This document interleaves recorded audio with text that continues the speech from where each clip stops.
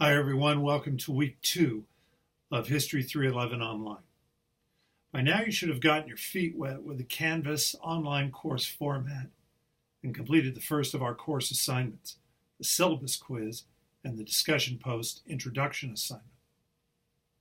For week 2, we will move deeper into the content of U.S. history by examining the effects of the Civil War on American society.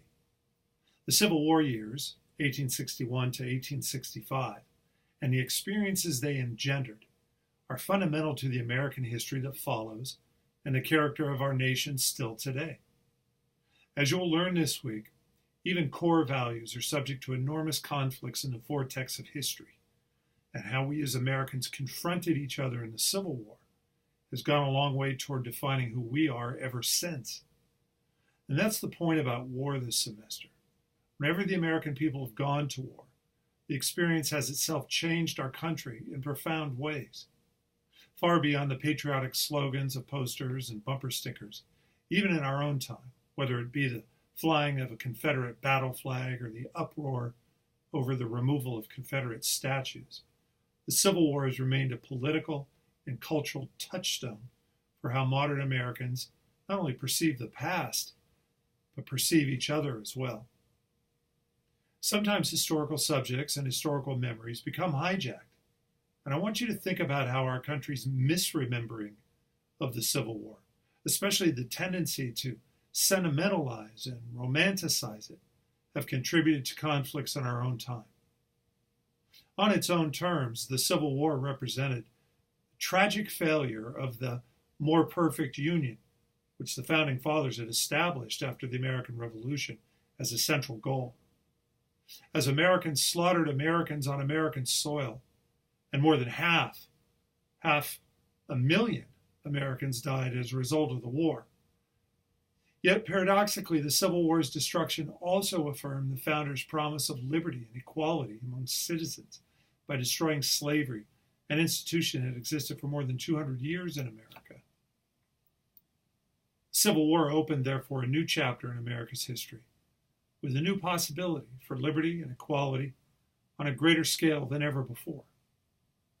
To illustrate these conflicting themes, you'll be watching and studying a lecture on the landscape of destruction, which deals with America at the end of the Civil War, as well as reading an essay by the award-winning Civil War historian James McPherson. You'll look at a set of primary historical documents dealing with Union General William Tecumseh Sherman and his battle decisions late in the war. You'll also be reading perhaps the most famous speech in American history, Abraham Lincoln's Gettysburg Address. So check out the assignment overview for week 2 and enjoy the materials I've provided.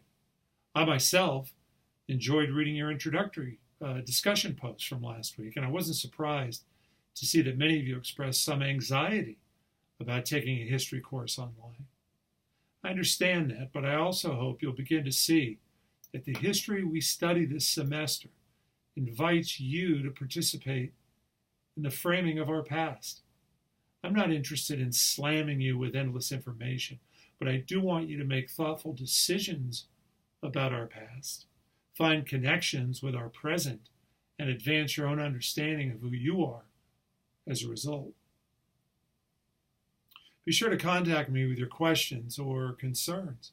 I thank you in advance for your patience while we address the various and sundry delays that can come with operating a course online.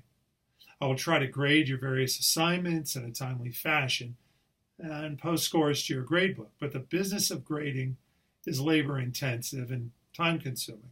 So I want to thank you in advance, and I do appreciate your patience. Again, don't hesitate to contact me if you have any questions or concerns. You can always reach me by email. And if you happen to be on campus, you're welcome to stop by my office in Davies Hall during my posted office hours as well. Have a great week, everybody.